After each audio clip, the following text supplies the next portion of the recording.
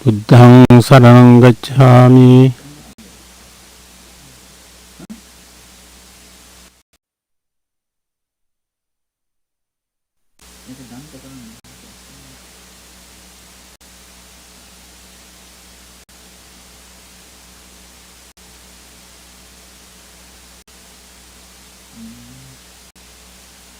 Sound level has changed. And remote thing sound level make one. Take monitoring.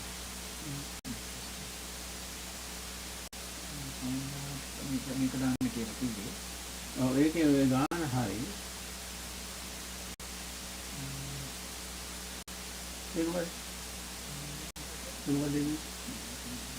හොඳට ඒක දාන්න. දැන් මේක මෙහෙම කරගන්න ඕනේ.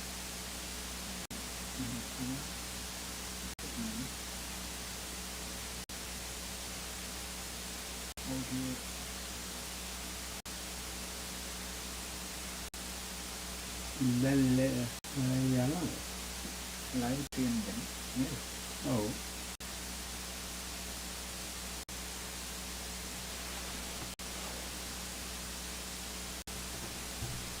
HDM එකට දාලා තියෙන්නේ HDM 1 එකට.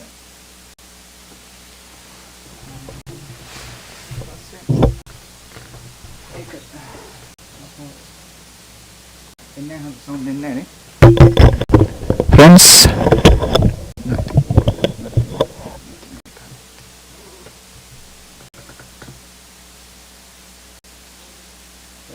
Dhamma sounds HDM1 දාලා තියෙනවා.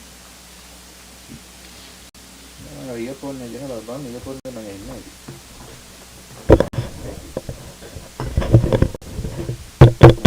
මයික් එක කොහොමද අර පැත්තෙන් පෙන්නන්නේ?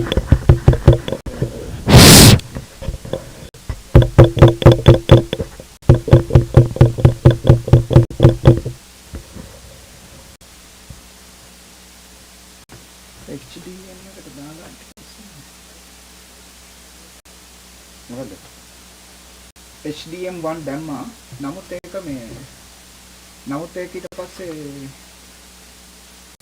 setting යන්න ඕනද නෑ setting යන්න ඕනේ HDM1 Dhamma HDM1 Dhamma නේද ඔව්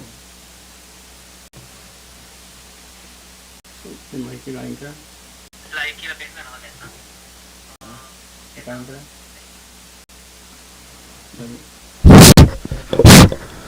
Good evening, friends and children in the Dhamma. ඇහෙන්නේ නැහැ නේ මහත්තයෝ.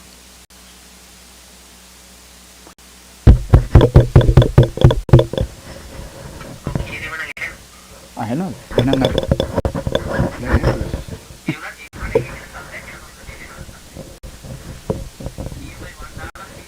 ඔව් HDM1 දාලා තියෙනවා. සද්ද ඇහෙන්නේ මොකද? ඕස් ගන්නවා.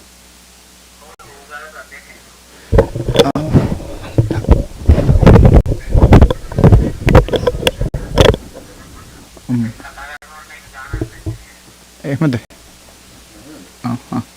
ලින්ක් මෙහාට එන්න.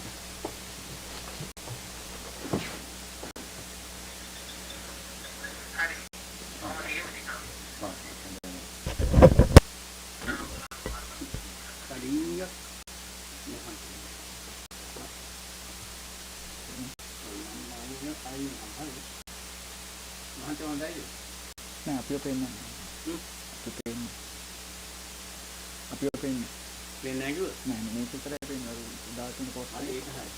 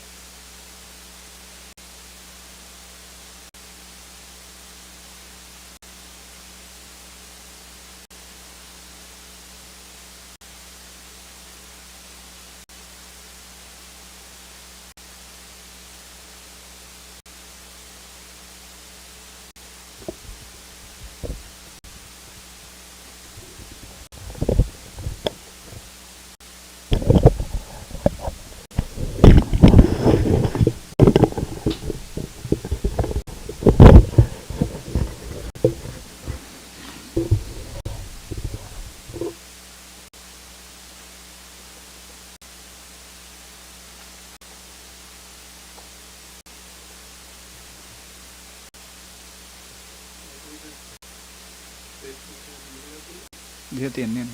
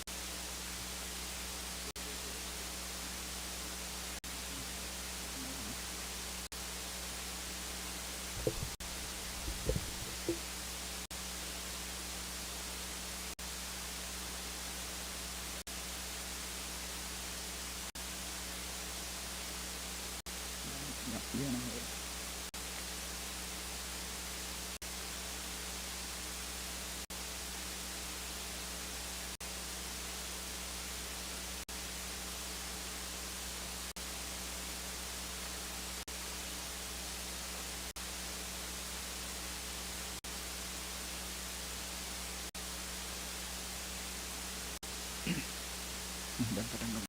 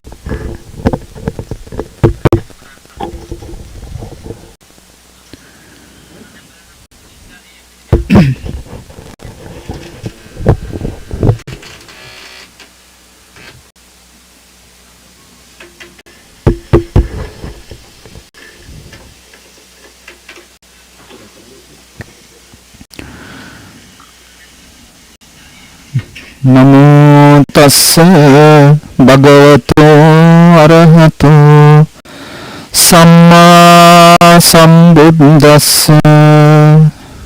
Namo tassa bhagavato arahato samma sambuddhassa.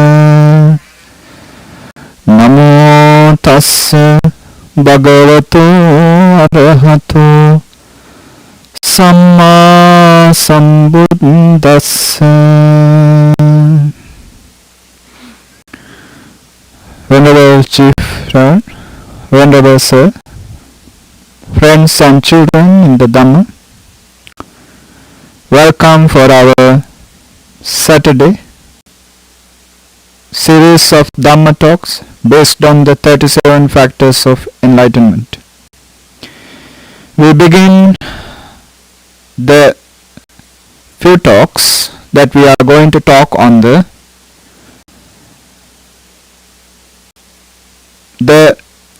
basis for spiritual power, the basis that decides, that generates one's spirituality either on the psychic powers or on the spiritual development towards Nibbana. They are called Iddhipāda.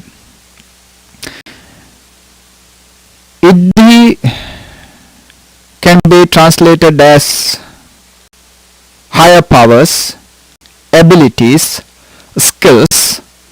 Pada is base. Base for higher powers. Now, I'm not planning to talk on the definitions of these terms, characteristics, and the specific explanations based on these particular words, Iddhipāda. I'm going to talk on the Buddha's life and his students who cultivated, developed on the path of Nibbana, and how these Iddhipādas, in number they are 4, these 4 types of bases of spirituality, bases of spiritual developments, supported those enlightened masters to achieve their higher status of supramundane path. Let me explain one of the Buddha's eminent student. His name was Rattapala. One of the richest families was his family background. He was a millionaire,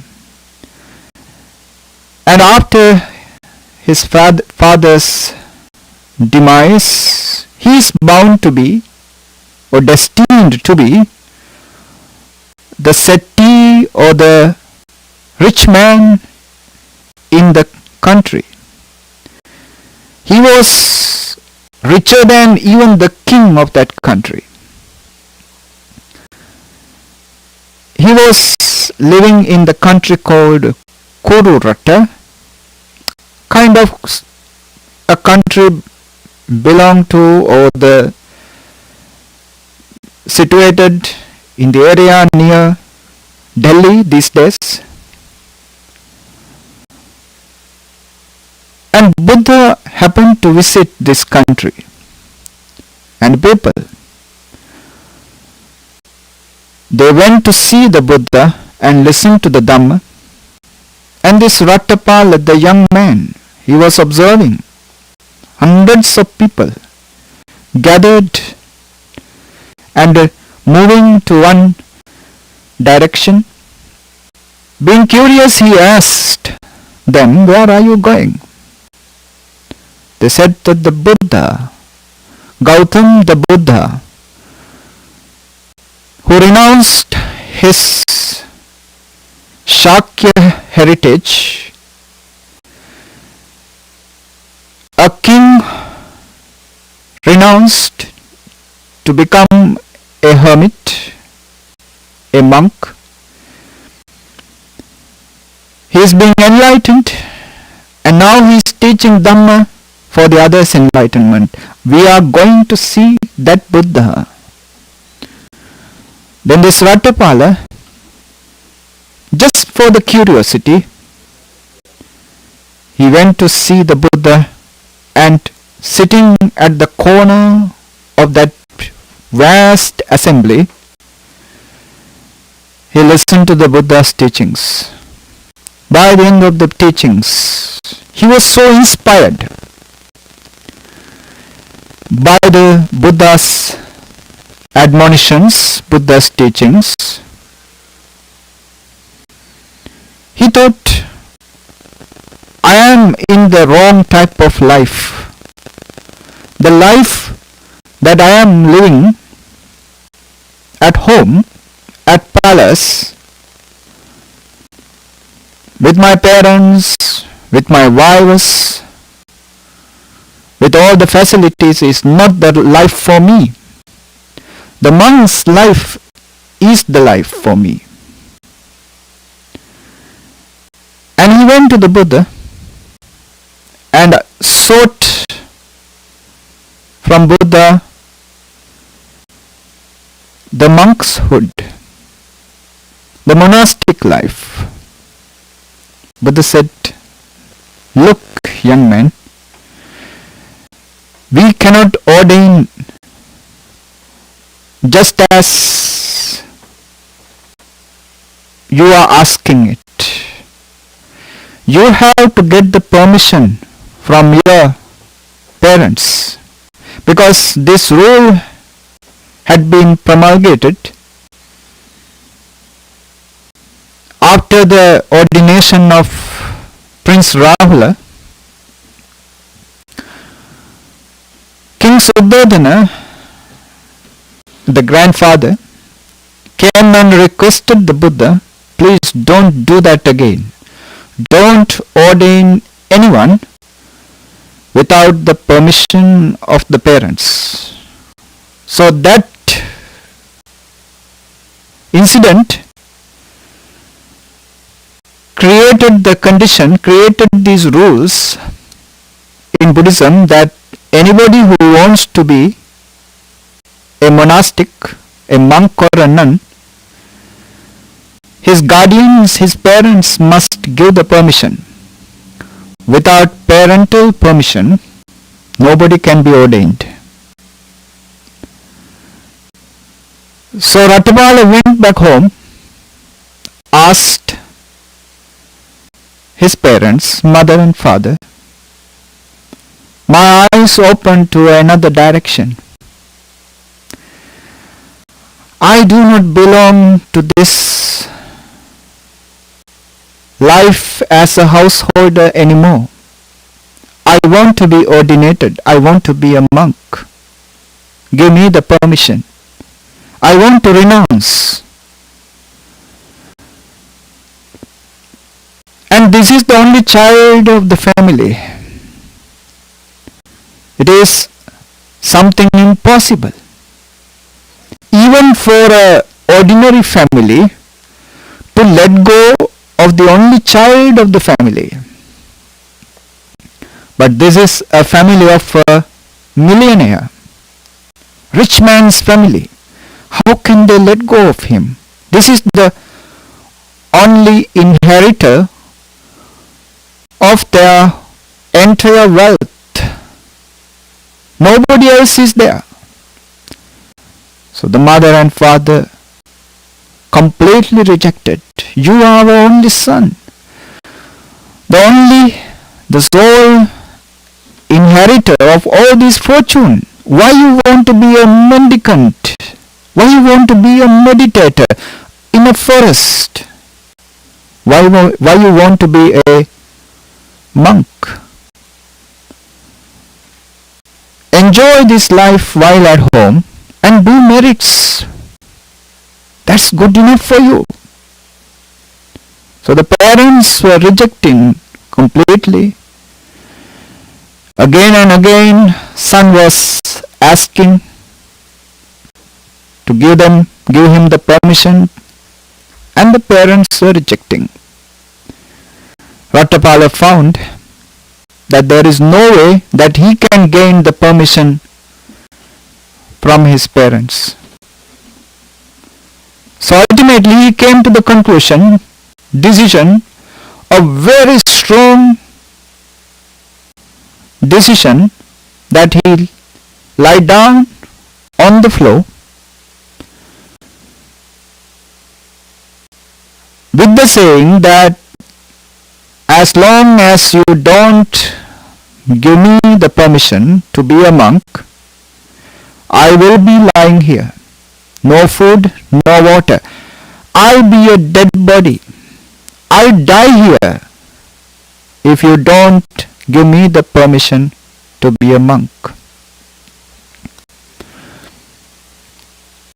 Parents were begging him not to do this, and they thought after some time, when he's getting hungry, when he's getting weak, because this is a young man born on a bed of roses, born into luxury, born into power, money, prestige.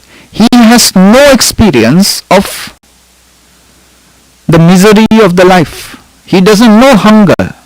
He doesn't know the misery of hunger. So when he experiences that misery of hunger, he will get up. But there was a certain spiritual inclination, attraction in this young man, so powerful. He had this chanda. Chanda is translated, it means desire. But of course we know that desire is usually in the wrong sense that we know. It is about raga, lust, lobha, craving. It is always immoral. Sense of understanding is related to this desire. But chanda has something wholesome, something beyond this unwholesome understanding of the desire. Chanda is to kattu kamata, to do something, desire to do something. And it is always based on the negative or positive. Spiritual, psychological background is the deciding factor that decides what kind of desire, whether it is wholesome or unwholesome. Not the desire itself. If the desire is to do something spiritually wholesome, that desire is something commendable. So chanda is that desire to do something good. Kattu kamata, to do something wholesome.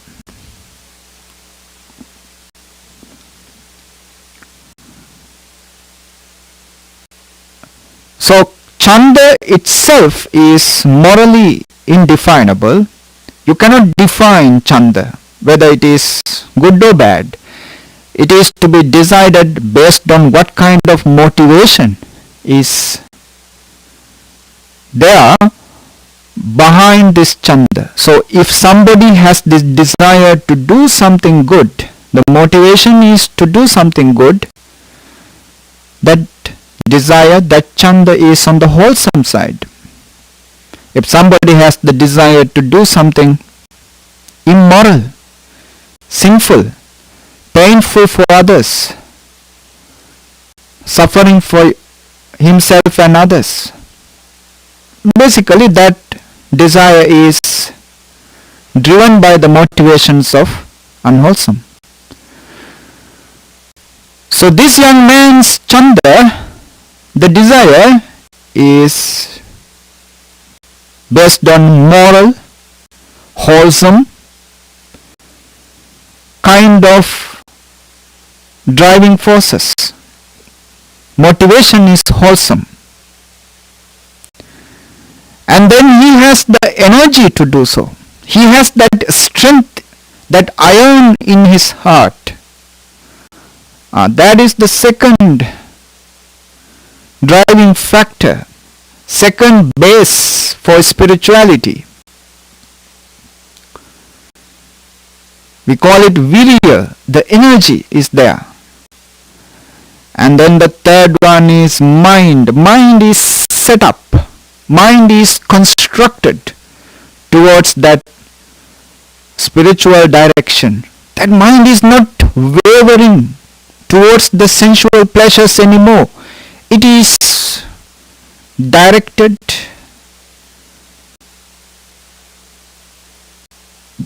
towards the spiritual success.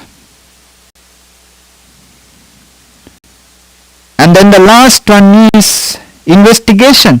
He did not come to the conclusion of leaving the household life, renounce to the homelessness, to the spirituality, not out of blind faith, not out of heresy, not out of a gossip, but after investigation, after examination.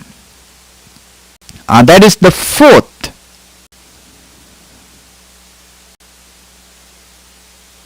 spiritual background, spiritual base for spirituality. So, chanda, virya, chitta, vimamsa, desire, energy, mind and investigation is there behind his effort to renounce a palace to become a monk, renounce millions to become a monk, to renounce everything worldly to become a monk. So he is lying down, parents are begging, they are utilizing all those efforts to get him out of his grit,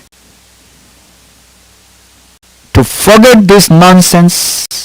In their eyes it is a nonsense, and to get back to the normal life. But this young man's, the basis for spirituality is so strong, it is unwaverable. Nobody can shaken them. Nobody can change his determination. He is lying down. The parents went to his friends from the childhood. They came and those friends asked him to give up this determination and not to hurt parents so much. But this man's eyes are open to the spirituality. He's not in the worldly, mundane interest anymore. Because in the eye of the Dhamma,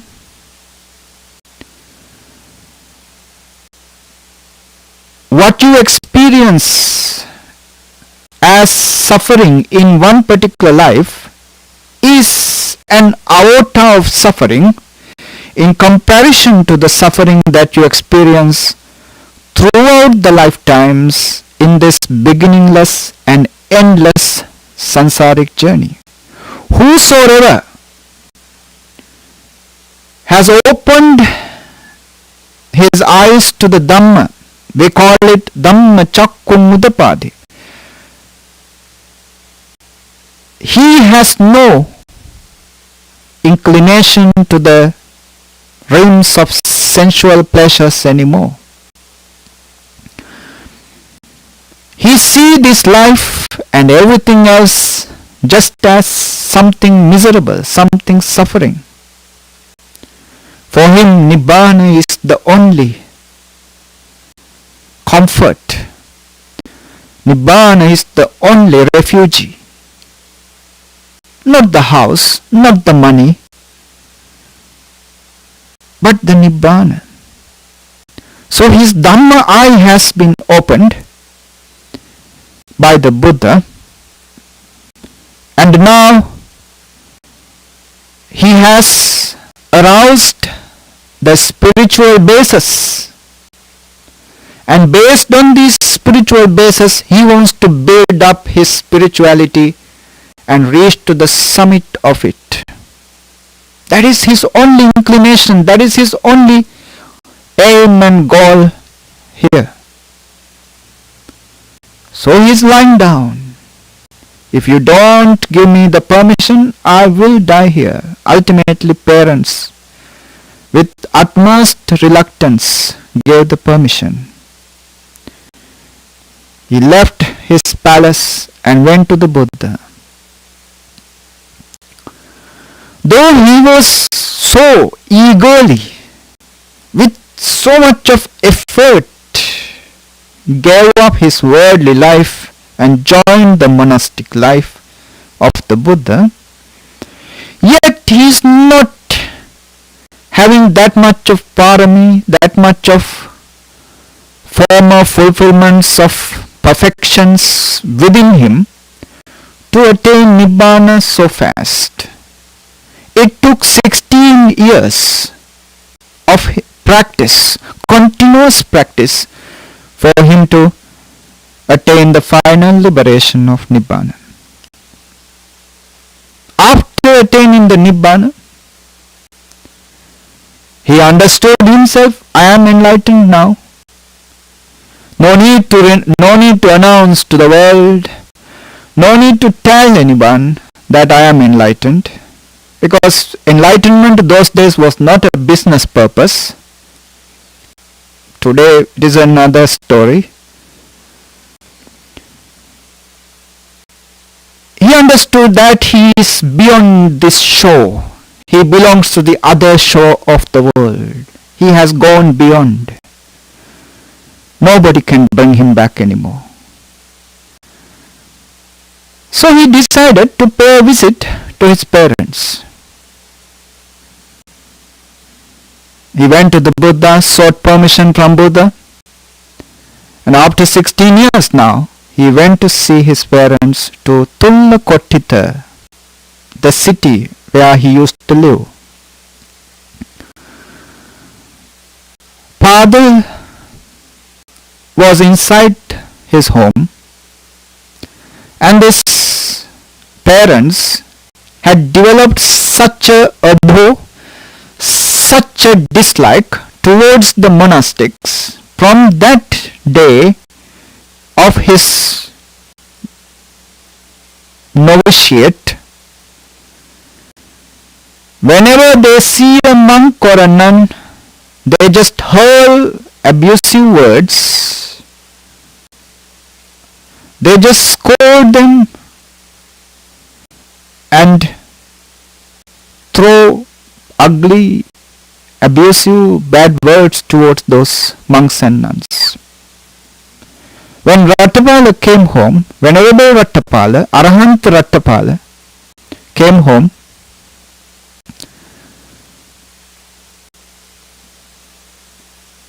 he did not recognize him, In the same manner, he started abusing, using harsh, rough words, and scolding, chasing away Venerable Rattapala.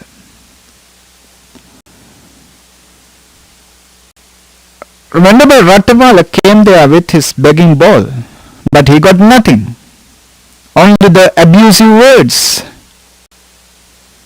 So he moved out. A slave girl of that family came out with some old food to throw away. Then Venerable Rattapala said, "Sister, if you are throwing away that food, just put it in my begging bowl, because you are just throwing away." When she heard these words and with the features, she understood immediately that this is Rattapala, who renounced 16 years back. He has come back. They did not recognize him. She quickly ran into the house and informed, "You just heard those abusive words to your own son. He has come back." They came, apologized to him, and invited him to the next day meal. When he came back, father and mother, still trying to get him back, placed a chair, and in the both sides of his chair they heaped up gold, silver, and all sorts of gems, all his treasures, mountains of treasure, around his chair, and covered them with some cloth. Venerable Rattapala came in and sat down on that chair. Then they opened that covers and they showed those wealth, so much of wealth. You are the inheritor for all this wealth. Now you got your 16 years of monk's life. Give it up. Come back to this wealth. But Venerable Rattapala was not moving, because now those Iddhipādas, those bases for spirituality has been inbred, implanted within him, and he has been transformed by those bases of spirituality.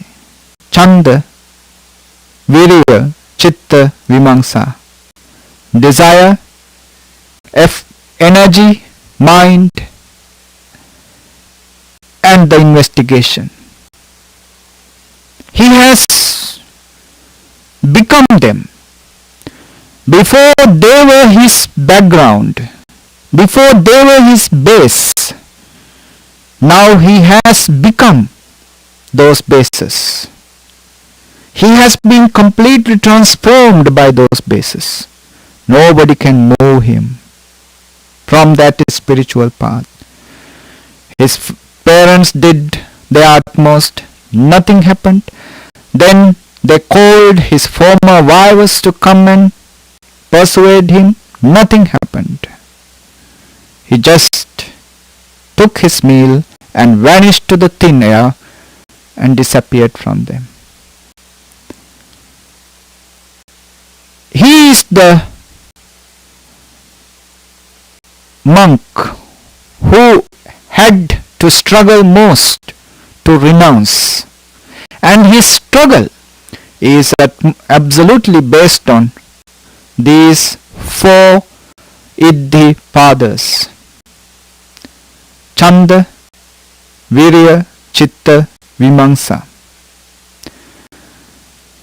After his renunciation as a monastic, when he is cultivating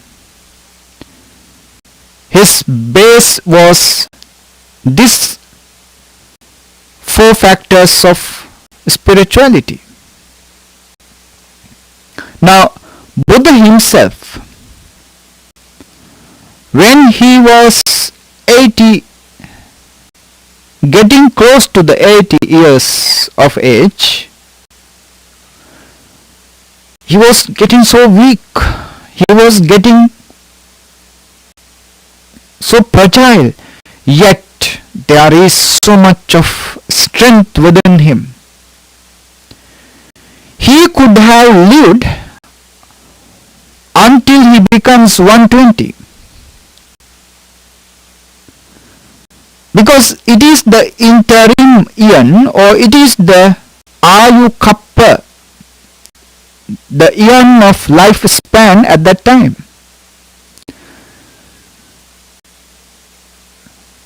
Now, the incident was,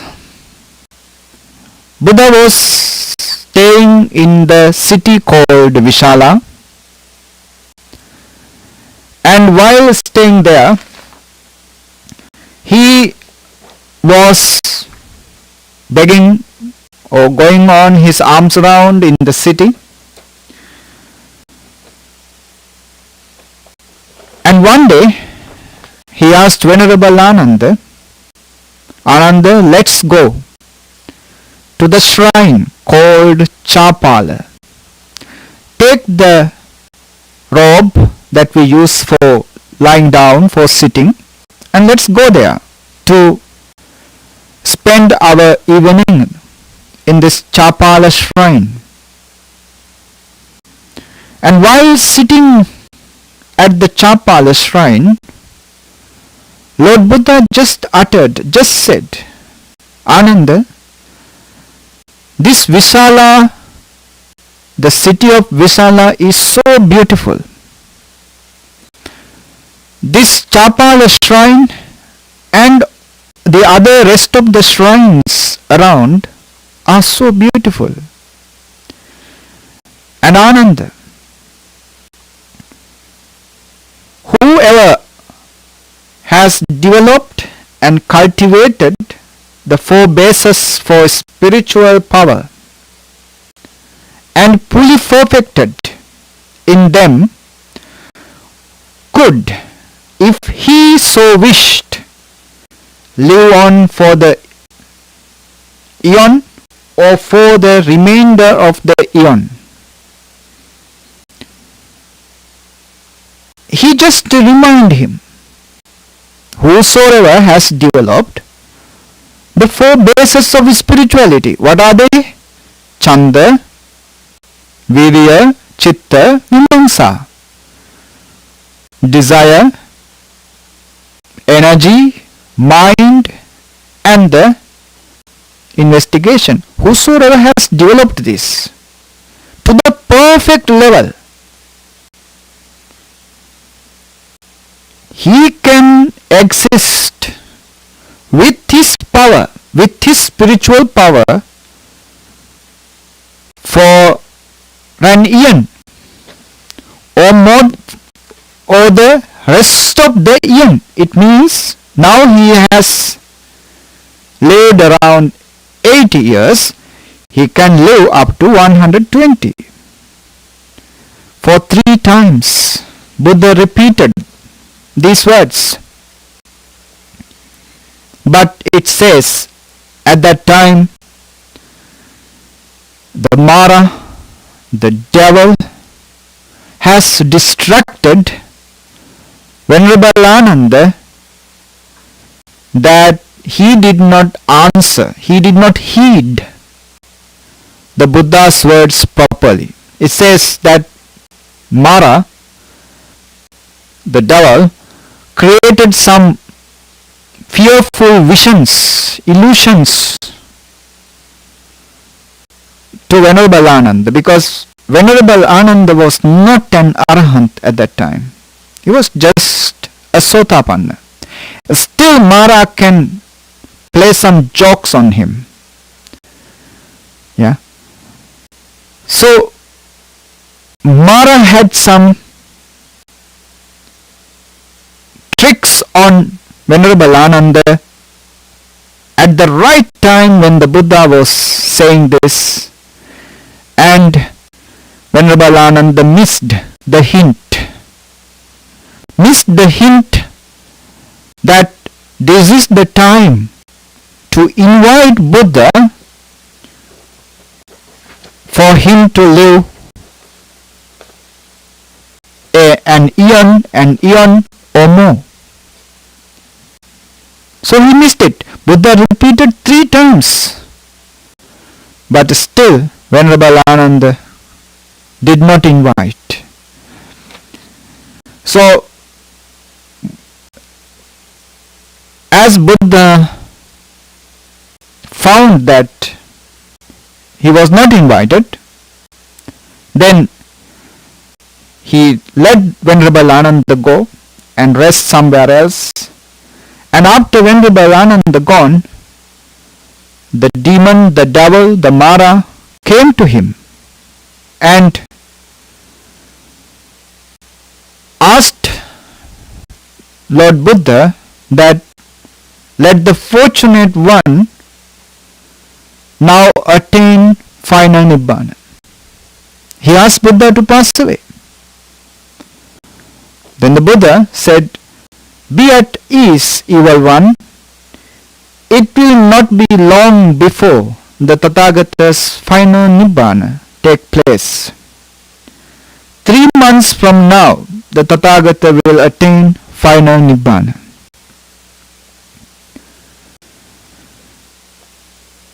And after that, this is the determination, this is the grit, that we call it Ayu Sanskara. Mindfully and clear comprehension relinquished his final formation.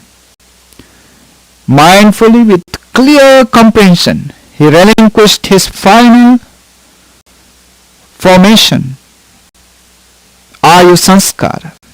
And it says there were untimely thunderings, earth shook, there was some natural impact on the earth with that exclamation, with that determination that the Buddha made to pass away after 3 months. Such a power was granted to Buddha to determine when he is passing away, to determine to live an eon if he was invited, with the practice of these 4 bases of spirituality. So in that case, these 4 bases of spirituality are inclusive in the practice of middle path. The middle path is either based on these 4 spiritual bases, or 4 spiritual bases are included in the middle path.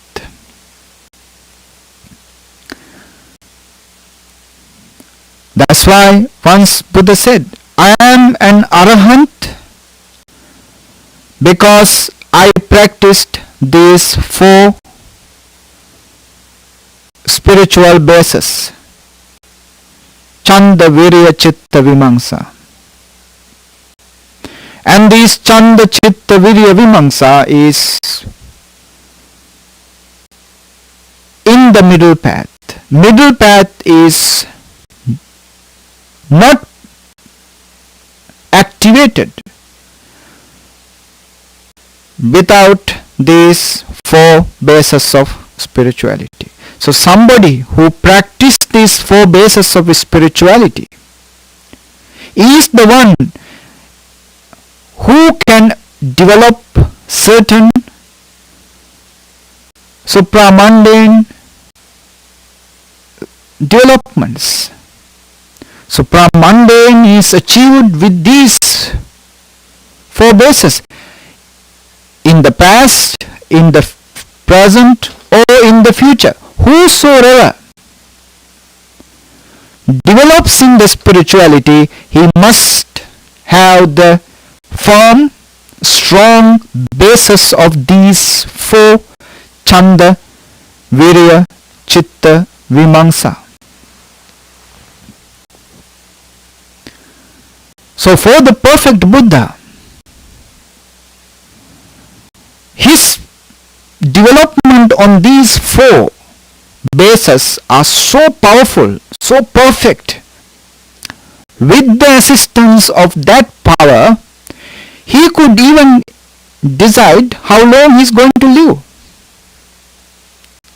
If he was invited, of course.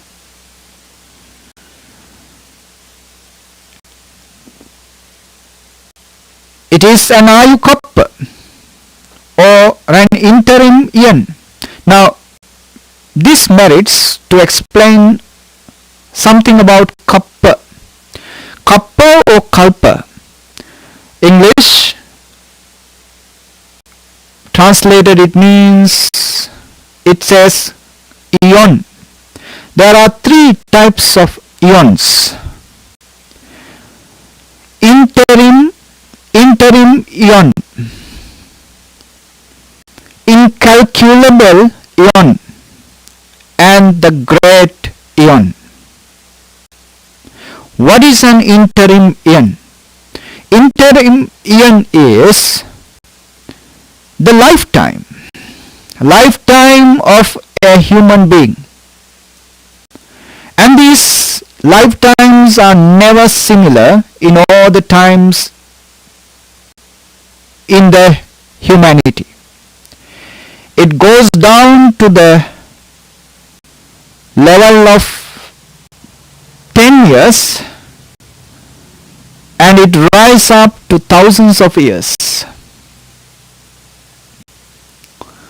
Now we can see that in the world, the lifetime of humanity, human beings are getting lower and lower, lower and lower.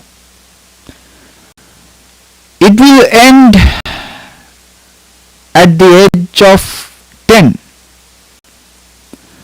And then again it will rise up to thousands of years. This is the lifetime of a human being.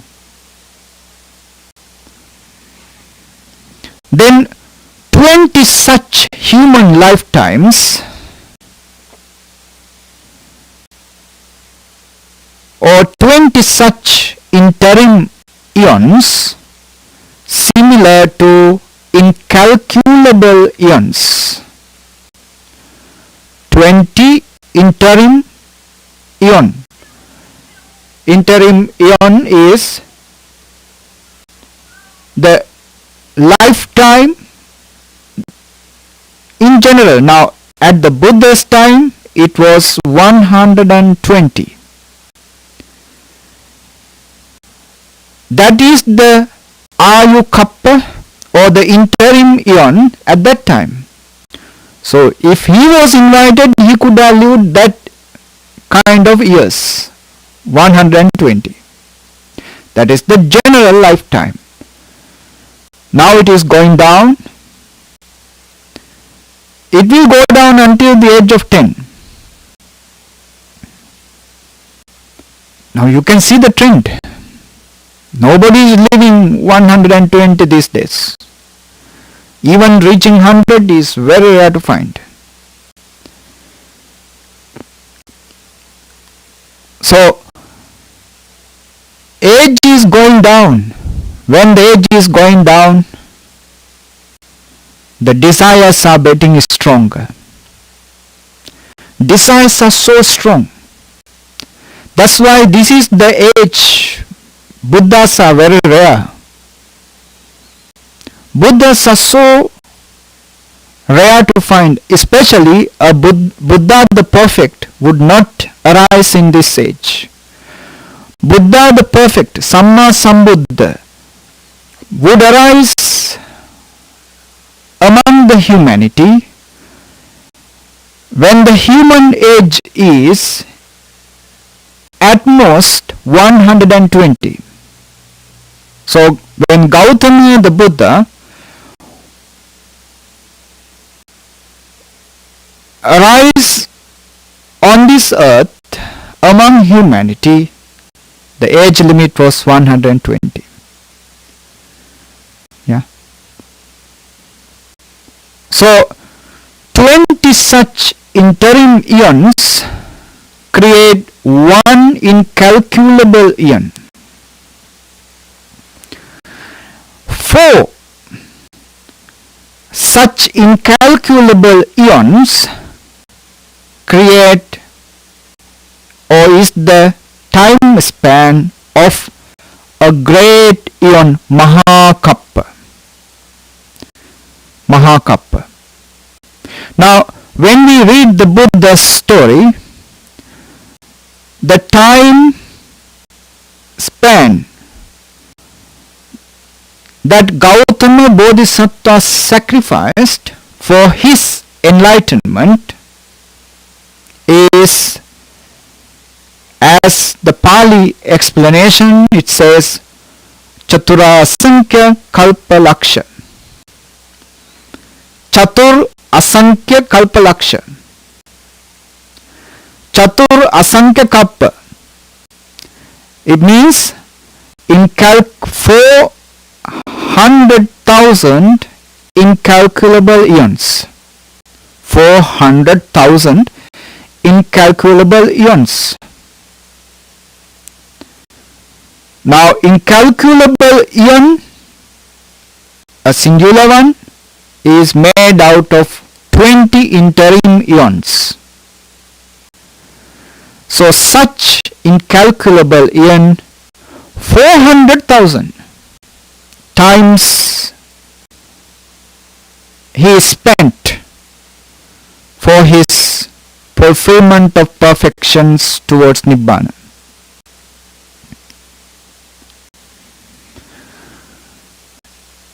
So, 4 such incalculable eons together make one great eon. So, these are the types of eons we find in Buddhism. Interim eon, Ayukappa, the lifespan of a human being, general lifespan.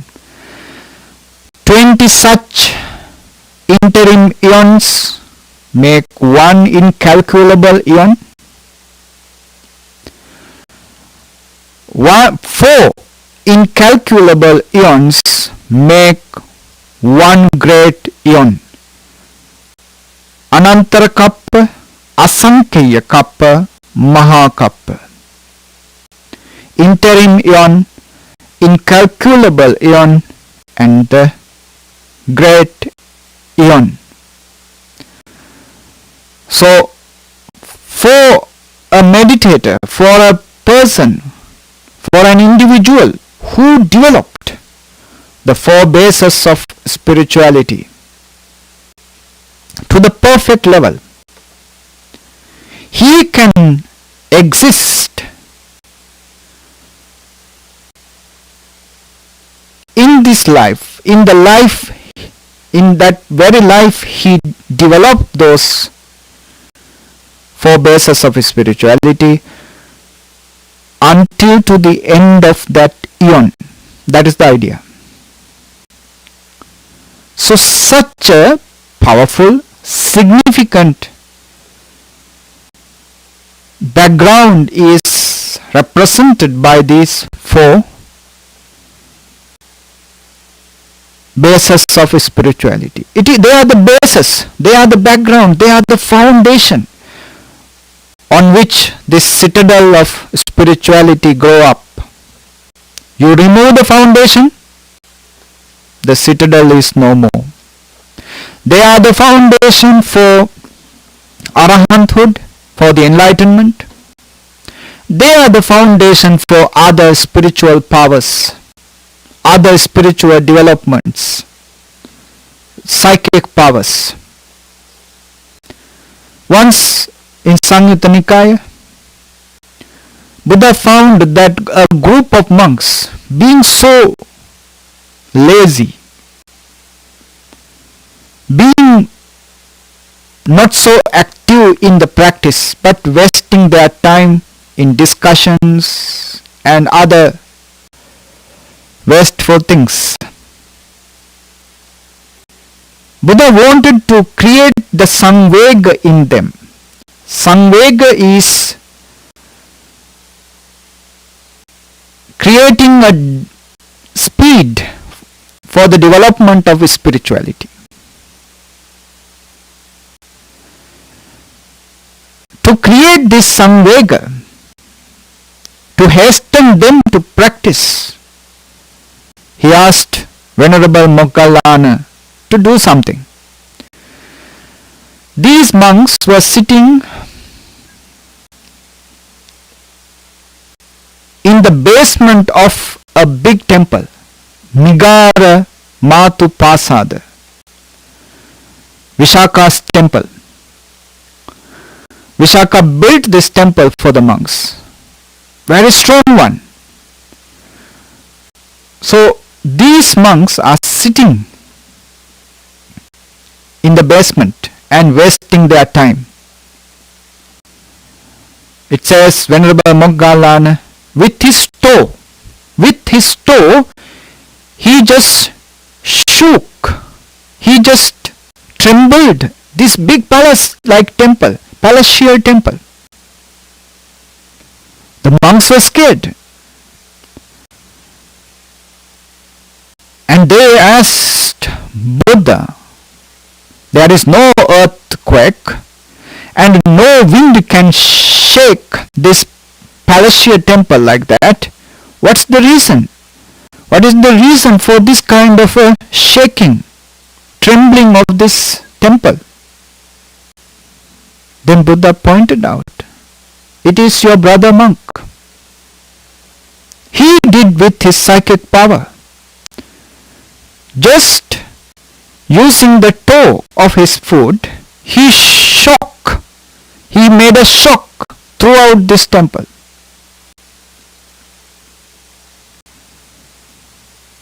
Then those monks asked the Buddha, how come he is so powerful? How did he get all these powers? Then Buddha said, he got these powers. He became so powerful because he developed chanda, desire, virya, energy, chitta, mind, vimamsa, investigation in him. He developed these bases. Based on these bases he developed. And he became psychologically, spiritually this powerful. So he created this haste to practice in this group of monks who are wasting their time. So likewise in Buddhism, as the factors for enlightenment, these four bases for spirituality plays a major role.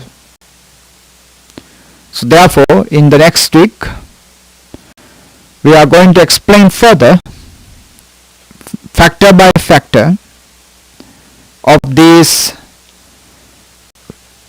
four spiritual bases further, with better explanations, with deeper explanations. So please join with us in the next week.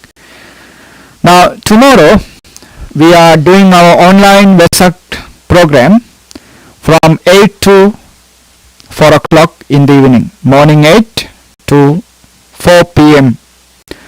Please join with us. Be prepared for it. You know how to prepare for a observation of precepts, as Venerable Chief Reverend Bante Siratana Naika Hamduru has sent you all the detailed information with the emails to you, and he mentioned to me to inform you, to remind you to participate with this program. Vesak Day is a day that we never should let go without creating some positive, wholesome energy within us. Yeah, this is the day that the Buddha, that the Lord Buddha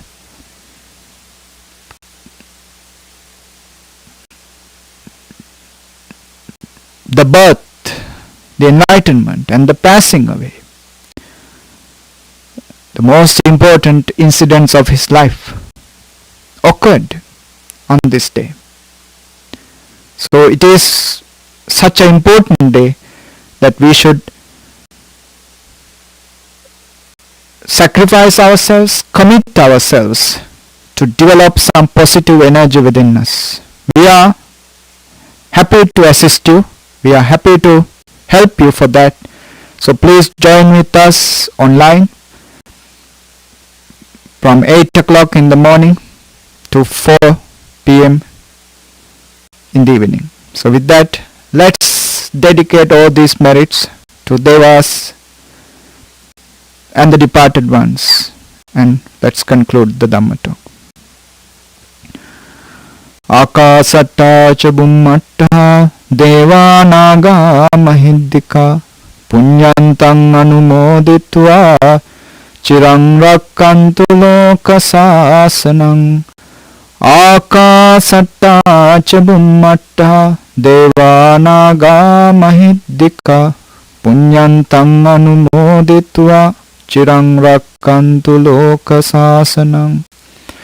Akasatta ca bummatta deva naga mahiddika punyantang anumoditva chirang rakkantu loka sasanang. Idang me ñātinang hotu sukita hontu ñātayo. Idam me ñātinang hotu sukita hontu ñātayo. Idam me ñātinang hotu sukita hontu ñātayo.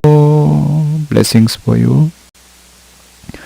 Dukkha roga bhaya vera soka sabbe upaddava aneka antaraya pi vinassantu ca tejasa. Jaya siddhi dhanang labhang satti bhagyam sukam balang siriyayu ca vanno ca bhogam buddhi ca yasava satavassa ca ayu ca jiva siddhi bhavantu te. Ayurarogya sampatti sagga sampatti mevacha ato nibbana sampatti iminate samijjatu. Sadhu, sadhu, sadhu.